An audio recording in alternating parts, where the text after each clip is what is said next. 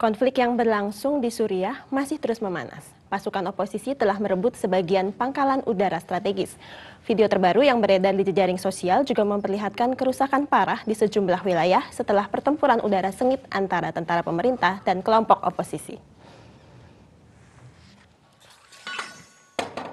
Dinginnya salju tidak dapat memadamkan api pemberontakan yang menyala di Suriah.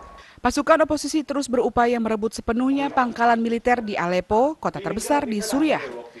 Sementara itu, gambar terakhir yang beredar di jejaring sosial memperlihatkan pertempuran udara yang berlangsung sengit dan menimbulkan kerusakan parah di Provinsi Hama. Pekan lalu, Presiden Bashar al-Assad menyampaikan pidato umumnya yang pertama sejak Juni 2011. Al-Assad bergeming terhadap tuntutan mundur yang dialamatkan kepadanya dan menolak kesepakatan apapun dengan kelompok oposisi. PBB memperkirakan sekitar 60.000 orang tewas sepanjang terjadinya konflik Suriah yang telah berlangsung dalam 22 bulan terakhir. Sementara itu, lebih dari 500.000 warga Suriah terpaksa mengungsi dalam kondisi memprihatinkan. Gelombang evolusi menerpa Timur Tengah dalam beberapa tahun terakhir dan telah berhasil menumbangkan rezim kekuasaan berawal dari Tunisia, Mesir, dan kemudian Libya, hingga kini Suriah. Namun berbeda dengan negara-negara sebelumnya, krisis Suriah berlangsung jauh lebih panjang, 22 bulan atau nyaris 2 tahun dan belum ada tanda-tanda akan segera berakhir. Padahal amat menyedihkan, konflik ini diperkirakan telah menewaskan 60.000 jiwa. Apa yang menjadikan revolusi Suriah berbeda? Dan ini menarik, bagaimana revolusi Suriah yang diawali dari keisengan anak-anak sekolah akhirnya menggerakkan perlawanan rakyat secara masif untuk menumbangkan Presiden Bashar al-Assad. Hal ini dieksplorasi dalam buku yang akan kita bincangkan kali ini, yaitu Musim Semi di Suriah. Dan saya sudah bersama dengan penulisnya, wartawan senior yang saat ini menjabat Wakil Pemimpin Redaksi Harian Kompas, Trias Kun Cahyono. Selamat pagi, Mas Trias. Pagi. Ya, Mas Trias, kenapa musim semi itu menjadi semacam simbol dari revolusi atau sebuah perlawanan?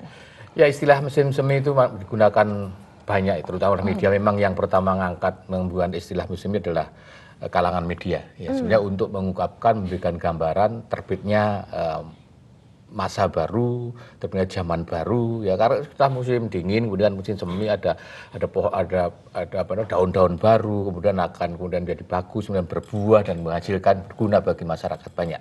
Kalau daun pun berbuah bagi manusia gitu kira-kira. Sehingga menggunakan musim semi harapannya setelah masa lama itu berakhir dan muncul masa baru, seperti itu sebenarnya. Ada sebuah perubahan. Ada sebuah gitu perubahan. Ya. Ya. Nah, mungkin tidak banyak yang mengetahui bahwa sebetulnya revolusi yang sekarang terjadi di Suriah yang begitu besar ini diawalinya dari keisengan anak-anak sekolah dengan coretan-coretan di dinding sekolah mereka, ya Mas? Ya, persis ada di Febi. Jadi sebenarnya bermula dari ini anak-anak sekolah sebenarnya sudah mulai ada pergerakan, ada dalam buku saya jelaskan ada demonstrasi kesekian di Damaskus sebenarnya, tapi tidak begitu berdampak.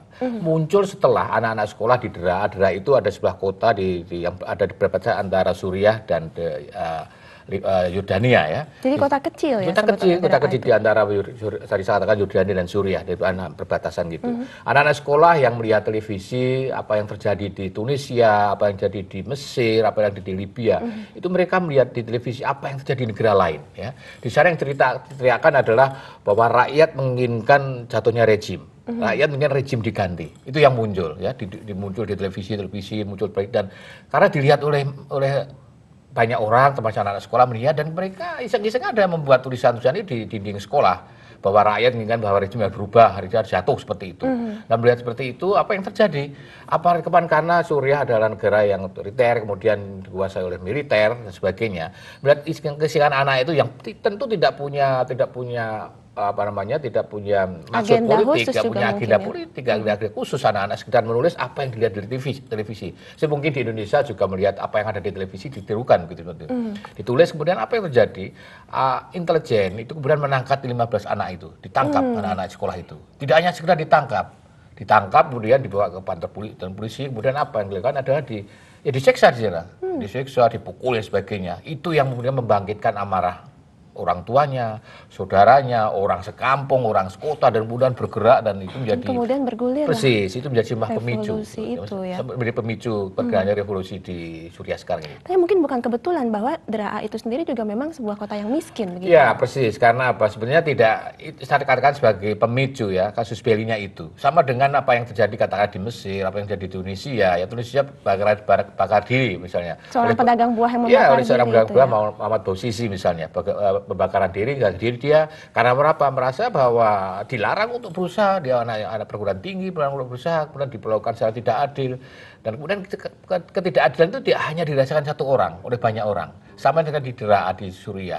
masyarakat yang jauh dari ibu kota tertinggal secara ekonomis, dalam kebebasan juga tertinggal, dan kemudian ada perlakuan yang penekanan pada mereka. Ketika ada sesuatu yang membuat mereka berani, terjadilah itu. 60.000 jiwa sejauh ini sudah menjadi korban tewas dari revolusi Suriah. Presiden Bashar al-Assad dulunya dikenal sebagai dokter mata yang rendah hati, yang lembut, yang hati-hati.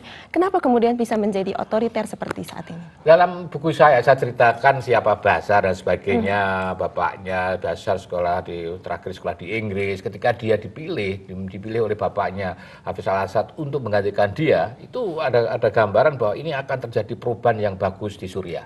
Karena apa, ada pemikiran barat di situ, paling tidak orang yang terdidik, orang tercerahkan itu ya. Jadi banyak orang berharap bahwa suatu ketika akan menjadi lebih bagus. Dia akan menjadi pembaharu, tadinya pembaharu itu yang diharapkan ya, dalam buku saya ceritakan seperti itu. Tapi kenapa?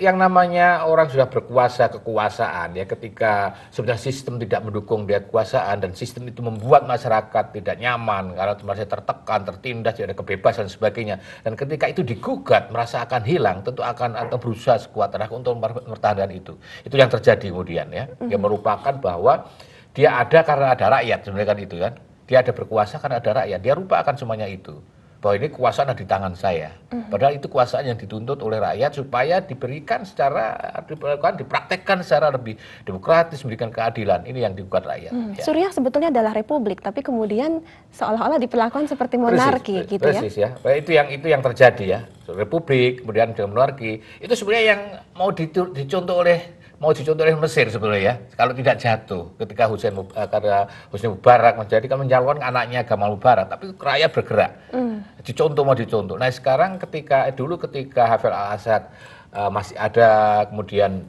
sudah menggrooming, sudah mengkader anaknya, kakaknya Bashar al-Assad ini, tapi kemudian ada kecelakaan, kemudian dia sekolah dari Inggris, dia tarik pulang, dan dia yang dipersiapkan untuk menghentikan dia. Ya, karena apa? Karena yang namanya Bashar menguasai semuanya, didukung oleh militer, didukung oleh suku, didukung oleh klan dan sebagainya, menjadikan anaknya sebagai penggantinya. Untuk menyegarkan ingatan kita, mungkin sosok Hafez al-Assad ini seperti apa sih, yang sebut singa gurun ya? Seperti itu. Dalam buku saya ini memang saya tuliskan siapa sosok Hafez. Dia hebat ya, dia ahli strategi, dan bagaimana dia dalam panggung internasional dia sangat pandai. Dia naik kekuasaan juga lewat kudeta, ya, lewat kudeta militer tahun 70 gitu ya, tahun 70 naik jadi pengusaha menjadi lewat kudeta militer, itu yang terjadi. Dan ketika pemerintah juga memainkan peran yang sangat bagus di Timur Tengah. Dia ada suatu masa itu bersaing dengan Saddam Hussein di Irak karena persaingan partai yang berkuasa di sana. Ya. Kemudian pada suatu masa juga menentang Amerika, terus masa lain dia bisa sejalur dengan Amerika dan sebagainya, itu yang terjadi. Hafez adalah mungkin untuk menyegarkan ingatan kita juga ya, bahwa Hafez al-Assad adalah bapak dari Bashar, dari Presiden sekarang, Suriah saat ini, dan menguasai Suriah selama 29 tahun kira-kira rezimnya. Iya, tahun 71 sampai 2000. Sampai ketika dia wafat. Nah, kita jeda dulu, Mas Trias, akan kita lanjutkan lagi perbincangan tentang musim semi di Suriah. Usai jeda berikut ini, tetap bersama kami.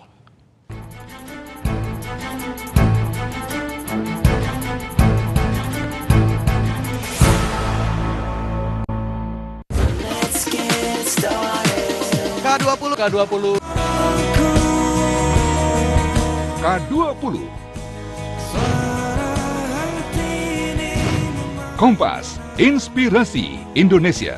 Anak-anak ini memiliki talenta luar biasa. Mereka berlatih dengan gigih dan semangat tak kenal lelah. Liga Kompas Gramedia U14. Inilah awal mereka menjadi bintang. Sepak bola itu adalah permainan tim, bukan individu. Mengerti? Ya!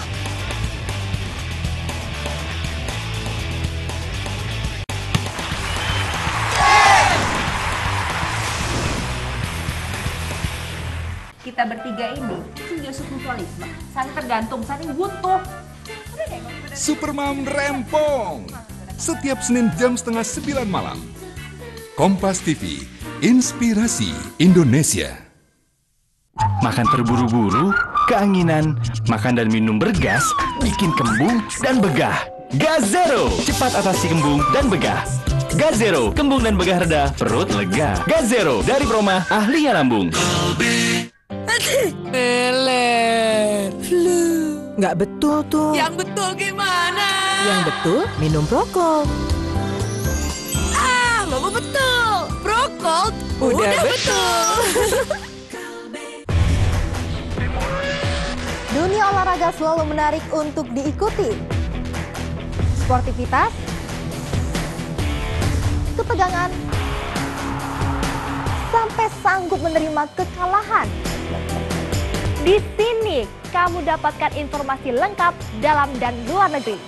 Saksikan Kompas Sport setiap hari. Kompas, Inspirasi Indonesia.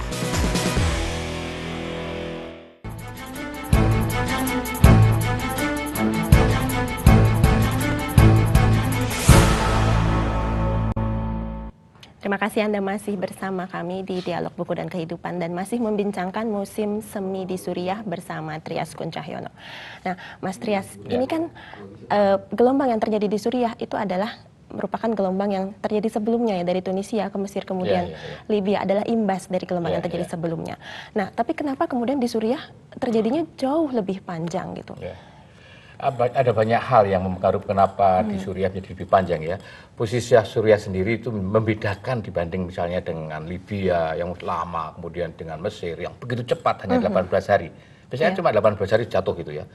Itu satu misalnya, posisi Suriah tadi sekarang katakan Suriah misalnya ada dukungan dari Rusia, misalnya dengan Rusia, dengan Cina, dengan Iran. Sebenarnya posisi Mesir kemarin beda sekali. Mesir di Timur Tengah dianggap, dipandang sebagai sekutunya Amerika. Ya. Jadi menjadi lebih ketika itu terjadi ya, ini lawan Amerika. Dan sekarang ini Suriah menjadi pada posisi yang sangat sulit. Dia ada di tengah ya, antara Barat, kemudian antara Amerika dan sekutunya, kemudian antara Rusia dan ada dengan Iran. Rusia ada hubungan dengan Suriah sejak zaman Hafez al-Assad. Ya.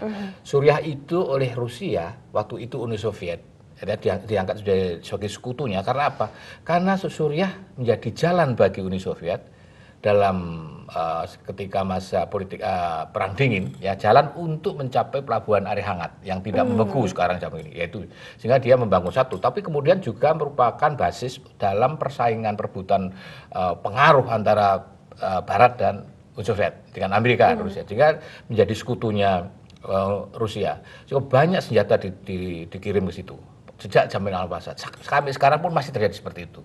Dengan Cina belakangan lebih pada kepentingan ekonomi ya, sebagai negara yang besar dari ekonomi, kuat dari ekonomi, melihat Suriah sebagai potensi ekonomi, lebih ke situ sebenarnya. Kemudian dengan Iran ada hubungan, sejak dari dulu memang hubungan Iran pendukung kuat Suriah ya, karena dengan ada urusan dengan Syiah dan sebagainya. Dan sehingga tidak mudah Barat pun untuk masuk menyerang sekarang katakanlah menyerang ke Suriah, tentu akan ada perlawan dari banyak. Jadi dunia tuh seolah termangu gitu. Persis, maka dalam buku saya dunia termangu melihat apa yang dilakukan ya. Katakanlah sekarang misalnya kita lihat Turki yang jadi korban karena apa? Berbatasan ya, dengan utara dengan Turki dengan Suriah banyak pengungsi masuk ke Turki, kadang-kadang rudal jatuh ke sana ya, jatuhkan di situ udah jatuh sana, tapi Turki nggak bisa apa-apa, mau nyerang. Kalau nyerang nanti pasti akan ramai. Karena apa? Karena di tengah. Kira-kira gambarannya menurut banyak orang bahwa itu kalau diserang Barat masuk, Rusia ikut masuk, Iran ikut masuk, kemudian mungkin menjadi makin ricuh. Hezbollah yang mendukung Suriah ada di Lebanon sekarang akan ke selatan ke Israel, jadi makin ramai itu. Ya sehingga misalnya Barat NATO hanya menempatkan rudal Patriot di sana menjaga saja kalau ada apa-apa di situ. Belum ada. Beda dengan yang terjadi di Libya. Libya ketika NATO bergerak, Rusia lihat aja karena memang nggak ada kawan. Negeri itu kan nggak ada kawan kan, katakanlah begitu seperti itu, nggak ada kawan, nggak ada kepentingan siapa aja, udah lewat aja seperti itu.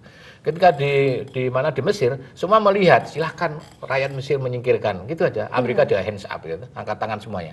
Nah, ini yang terjadi sangat beda seperti itu, sehingga berlarut-larut sampai sekarang seruan untuk Bashar turun, sudah berkali-kali. Bahkan Indonesia, Presiden juga menyerukan supaya turun. Morsi, Presiden Mesir itu keras sekali. PBB juga, tapi juga sampai segitu aja. Pekan lalu Presiden Bashar al-Assad berpidato dan tidak ada tanda-tanda bahwa dia akan bahkan menawarkan kesepakatan dengan oposisi. Persis, gitu ya. Itu yang terjadi ya. Jadi memang dengan situasi yang sulit. Sehingga dalam buku saya ceritakan ya dunia termangu aja melihat apa yang harus dilakukan ini. Padahal korban nyawa terus berjatuhan. 60.000. Dan itu kan apa betul segitu? Bisa lebih banyak ya, bisa lebih sedikit, bisa. Tapi kan orang nggak bisa tahu.